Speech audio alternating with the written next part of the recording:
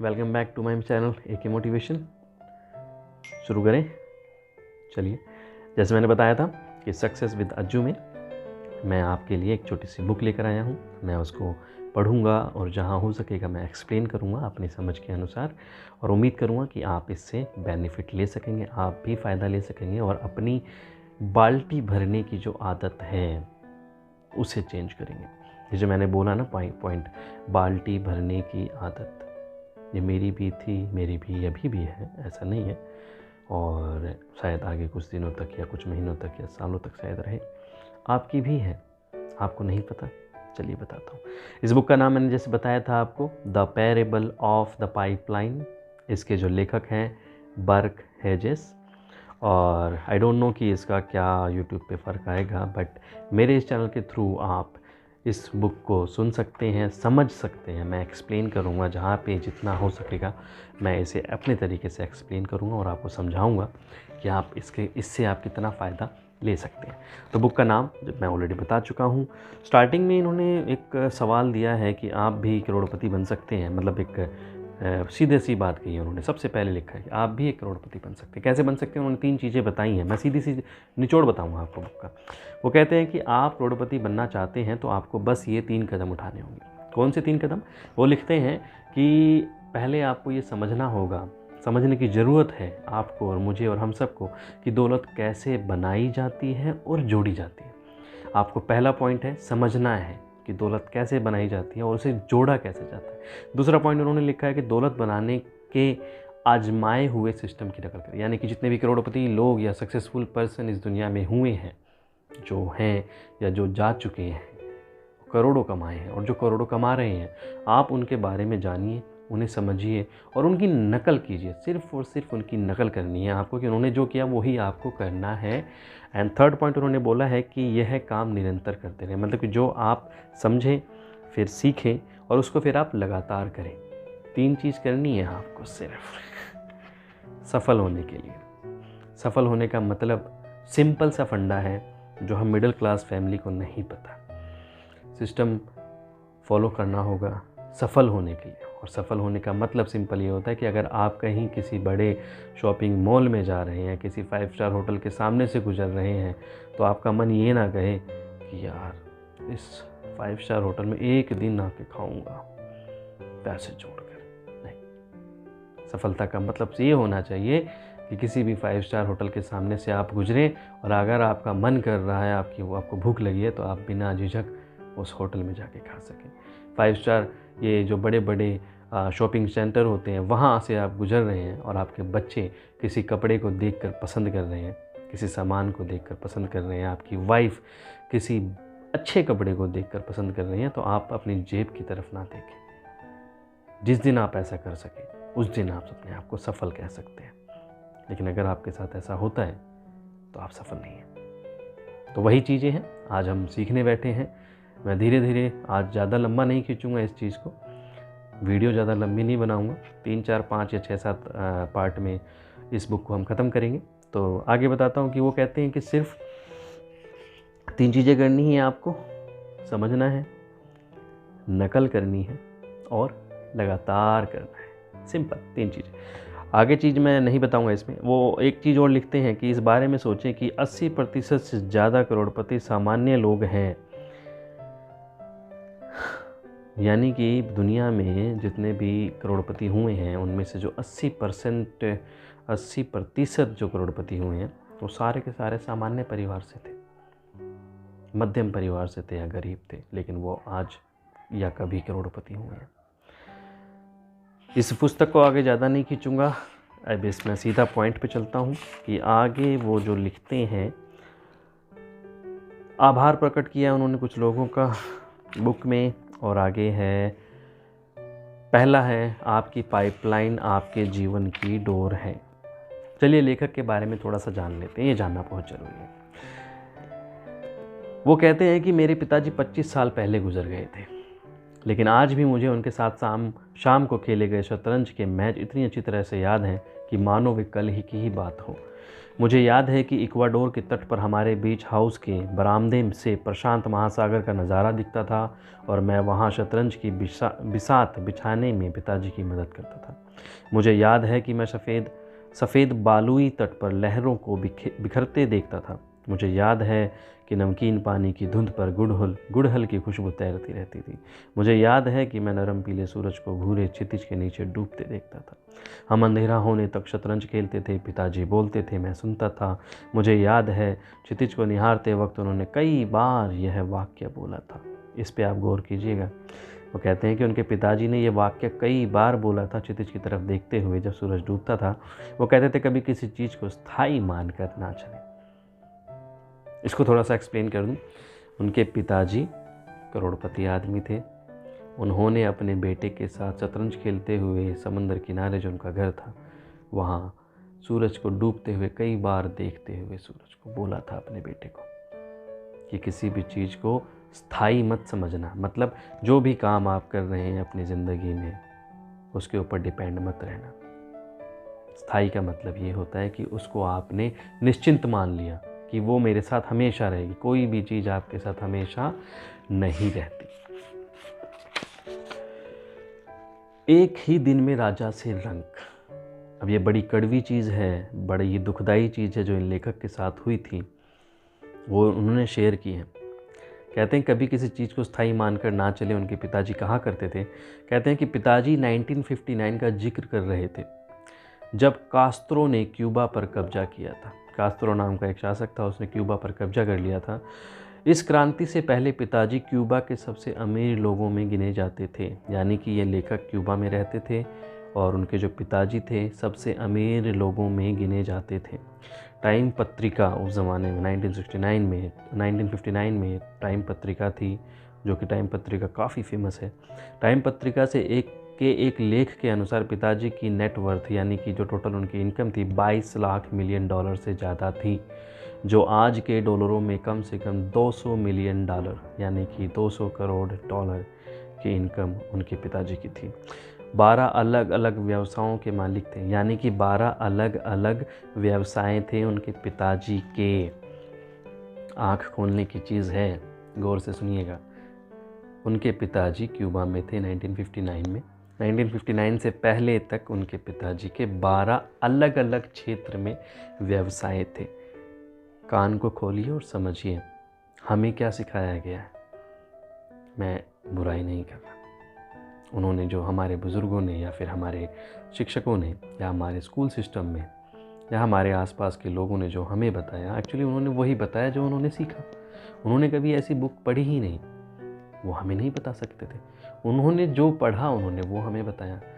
आज जो मैं पढ़ रहा हूँ ये चीज़ इन्होंने बर्क हेजेस ने बताई हमें कि उनके पिताजी 12 अलग अलग व्यवसाय में जुड़े हुए थे, उनके मालिक थे। आज हमें ये बताया जाता है कि जिसमें आपका इंटरेस्ट है आप वो ही करें, बल्कि इस बुक के अकॉर्डिंग जिससे आपको बेनिफिट हो रहा है आप उससे प्यार कीजिए, उस काम से प्यार कीजिए और उसको सीखिए, समझिए और उसके बाद उसको अमल में लाइए, उसको थोड़ा थोड़ा कीजिए। आप सीख जाएंगे यार। आपको डिफरेंट व्यवसाय करने पड़ेंगे, अलग अलग तरह के व्यवसाय आपको करने पड़ेंगे अगर आपको लाइफ में सक्सेसफुल होना है। आगे बढ़ते हैं। कहते हैं कि उनके पिताजी 12 अलग अलग व्यवसायों के मालिक थे, जिनमें कपास की मिल थी, रिटेल स्टोर्स थे, टेक्सटाइल मिल थी, रसायन बनाने वाला कारखाना था और कमर्शियल रियल एस्टेट शामिल थे। यानी कि सोचिए, आज अगर कोई कमर्शियल रियल एस्टेट में है तो वो अपने बच्चों को यही बोलता है कि बेटा एसी में आ जा। अगर कोई कपास की मिल बना रहा है तो कहता है बेटा एसी को कर। कोई रिटेल स्टोर चला रहा है तो कहता है बेटा एसी को कर। कोई टेक्सटाइल मिल चला रहा है तो कहता है एसी को कर। अलग में चीज़ में क्यों फंस रहा है। लेकिन सोचिए, उनके पिताजी के 12 अलग अलग व्यवसाय थे और वो उस ज़माने में वहाँ के सबसे अमीर लोगों में गिने जाते थे। क्यों? क्योंकि उन्होंने अपनी पाइपलाइन बिछाई थी। इस बुक का मोटिव ही यही है कि आपको ये सिखाया जाए कि पाइपलाइन कैसे बिछाई जाए, डिफरेंट। कहते हैं कि जब कास्त्रो ने सत्ता हथिया ली तो मेरे माता पिता खाली हाथ कोरे कपड़ों में भागकर जमैका पहुँचे।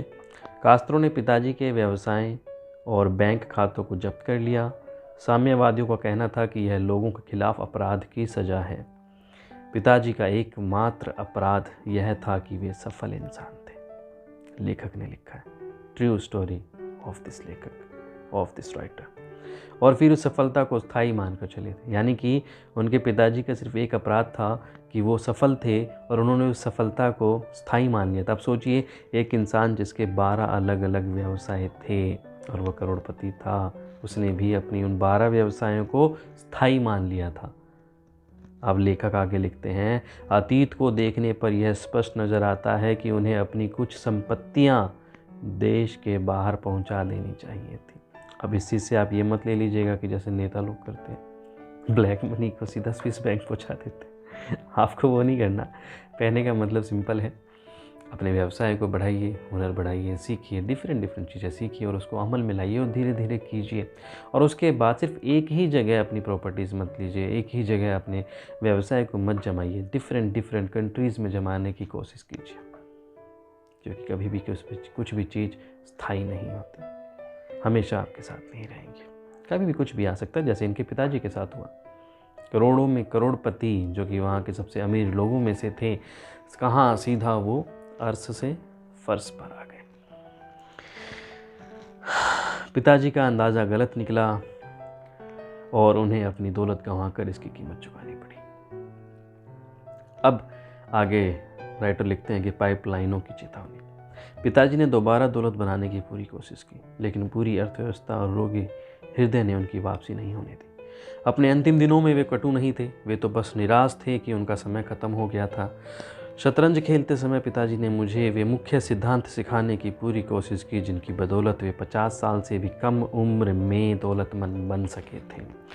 पिताजी अक्सर अपने खुद के व्यवसायों के मालिक बनने की महत्व पर उपदेश देते थे, यानी कि उनके पिताजी जो सक्सेसफुल पर्सन थे, वो अपने बेटे को, यानी कि इस लेखक को, हमेशा ये कहते थे कि अपने खुद के व्यवसायों के मालिक बनने के महत्व क्या है, उसके ऊपर उपदेश देते थे। स्वामित्व का मतलब है स्वतंत्रता और नियंत्रण, यानी कि उनके पिताजी कहते थे कि स्वामित्व, किसी भी काम को, किसी भी बिजनेस का अगर आप स्वामी हैं, आप ओनर हैं, तो आपको क्या मिलती है? स्वतंत्रता और नियंत्रण।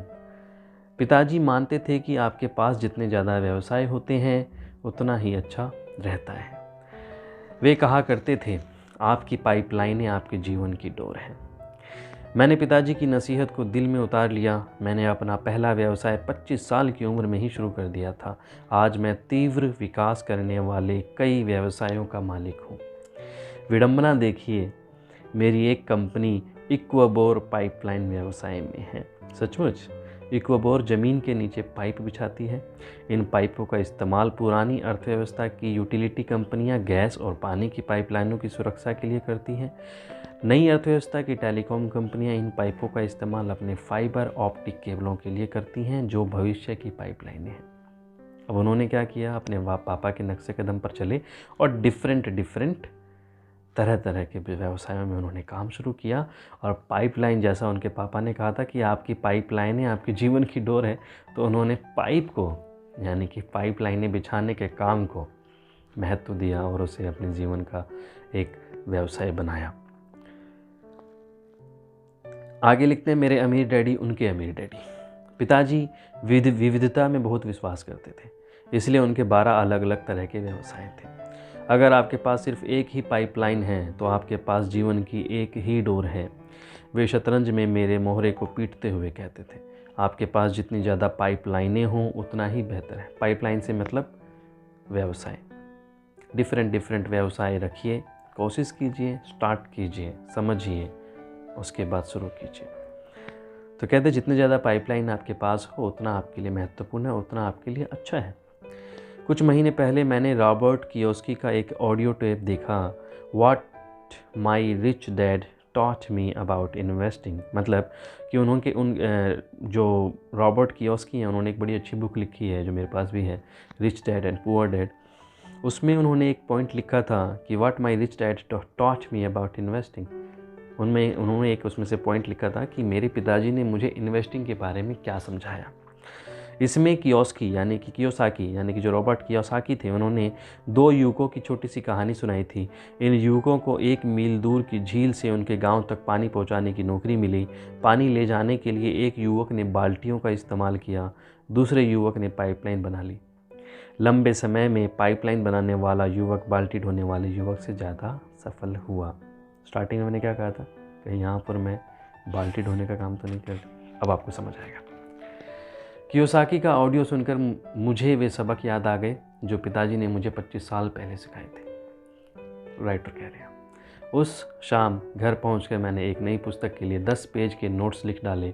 इनमें मैंने पाइपलाइन को जीवन की डोर बताकर पाठकों से आग्रह किया था कि वे अल्पकालीन और दीर्घकालीन दोनों पाइपलाइनें बनाएं ताकि उनकी आमदनी की नदियां अलग अलग जगह से आ सकें। मैंने इस पुस्तक का शीर्षक रखा the parable of the pipeline. 3 महीने बाद मैंने प्रकाशक को उस पुस्तक की पांडुलिपि थमा दी, जिसे आप अपने हाथों में, यानी कि मैं अभी अपने हाथों में थामे हुए पढ़ रहा हूँ और आपको सुना रहा हूँ। अपनी खुद की पाइपलाइन बनाना। इतने वर्षों में मैंने पिताजी की सलाह पर चलकर कई लाभदायी पाइपलाइनें बनाई हैं। उनकी तरह मैं 12 व्यवसायों का मालिक नहीं हूँ, नहीं उनकी तरह मेरी नेटवर्थ अब तक $20 मिलियन हुई है, लेकिन मैं इस दिशा में काम कर रहा हूँ। लेखक कह रहे हैं, पाइपलाइनें लोगों की जेब में पैसे पहुंचाकर उनके जीवन से चिंता को दूर करने के लिए बनाई गई हैं, लेकिन सबसे बढ़कर पाइपलाइनें इसलिए बनाई गई हैं ताकि लोगों को व्यक्तिगत और वित्तीय स्वतंत्रता, यानी कि पैसे की स्वतंत्रता तथा आजीवन सुरक्षा मिल सके। संक्षेप में, पाइपलाइनें जीवन की डोर हैं। इसे आप भी समझ लीजिए और जितनी जल्दी समझ लीजिएगा, समझने के बाद इस पर अमल करना शुरू कर दीजिएगा, आपको भी समझ आ जाएगा। आपको ये फील होने लगेगा। एहसास और महसूस दोनों अलग अलग चीज़ है। एक तानाशाह ने मेरे पिता के जीवन की डोरों को छीन लिया था और वे इससे कभी नहीं उबर पाए। अमेरिका में लोगों को वरदान मिला है, हमारे जीवन की डोर कभी कोई तानाशाही नहीं छीन सकता, सिर्फ हम ही खुद से जीवन की डोर छीन सकते हैं। कैसे? उन्हें बनाने के कदम नहीं उठाकर। लेखक कह रहे हैं कि अमेरिका में लोगों को वरदान मिला हुआ है कि हमारे जीवन की डोर कभी कोई तानाशाह नहीं छीन सकते, क्योंकि वहाँ तानाशाही नहीं है, हमारे हिंदुस्तान में भी नहीं है। सिर्फ हम ही खुद से जीवन की डोर छीन सकते हैं। सिर्फ हम ही, यानी कि हम खुद अपने जीवन की डोर छीन सकते हैं। कैसे? क्यों? उन्हें बनाने के कदम नहीं उठाकर, यानी कि पाइपलाइन बनाने के कदम नहीं उठाकर हम अपनी जीवन की डोर को खुद से छीन सकते हैं। मेरे पिताजी के जीवन से सबक लें, यह मानकर न चलें कि आने वाला कल भी आज जैसा ही होगा, क्योंकि यह नहीं होगा। एकमात्र सुरक्षा पाइपलाइन की सुरक्षा है। मैं आपसे आग्रह करता हूं कि आप आज ही अपनी पाइपलाइनें बनाना शुरू कर दें, ताकि आने वाले कल में आपके पास आपके जीवन की डोर रहे। ये तो था छोटा सा इंट्रोडक्शन राइटर का, जिन्होंने अपने बारे में बताया कि उनके पिताजी ने कैसे दिन देखे और फिर इन्होंने कैसे मेहनत करी। इनका पहला चैप्टर है मध्य इटली की घाटी 1801 में। उन्होंने एक छोटी सी बड़ी प्यारी सी स्टोरी लिखी है, तो मैं आपको वो अगली वीडियो में बताऊंगा, क्योंकि वीडियो लंबी हो जाएगी। अभी 18 लगभग 19 मिनट की वीडियो हो चुकी है, तो मैं अभी आपको नेक्स्ट वीडियो डालता हूँ, उसमें मैं आपको एक्सप्लेन करूँगा कि किस तरीके से इस स्टोरी के ज़रिए आप समझ सकते हैं कि आप बाल्टी ढोने वाले हैं या फिर आप पाइपलाइन बिछाने वाले हैं। तो आप लोगों को ये मेरा तरीका कैसा लगा, प्लीज़ कमेंट बॉक्स में कमेंट करके ज़रूर बताइएगा। मुझसे कोई गलती हुई हो तो उसके लिए माफ़ी चाहूँगा, लेकिन मेरा मकसद सिर्फ इतना है कि सफलता की राह पर हम सबको चलना है। मैंने चलना शुरू किया है, इंशाअल्लाह आने वाले वक्त में मैं भी सफल हो जाऊँगा, और आप लोगों ने इन चीज़ों को अपनाया तो आप भी सफल हो जाएंगे। तो आज के लिए सिर्फ इतना ही। नेक्स्ट वीडियो आज ही डालूँगा या कल डालूँगा, जैसे ही डालूँगा आपको नोटिफिकेशन मिल जाएगी। उसके लिए आपको बेल आइकन को प्रेस करना होगा। मेरे चैनल को अगर आपने सब्सक्राइब नहीं किया है तो प्लीज़ सब्सक्राइब करें, मेरे वीडियोस को लाइक करें और शेयर करें, क्योंकि सफलता सिर्फ आपकी नहीं, लोगों को सफलता मिलेगी तो आपको भी सफलता मिलेगी। किसी की ज़िंदगी में उजाला करना आपकी ज़िंदगी में, खुद की ज़िंदगी में उजाला करने जैसा है। तो चलिए आज के लिए इतना ही। नेक्स्ट वीडियो में मैं आपको पहला चैप्टर सुनाऊंगा और उसे थोड़ा सा एक्सप्लेन करूंगा। Bye bye.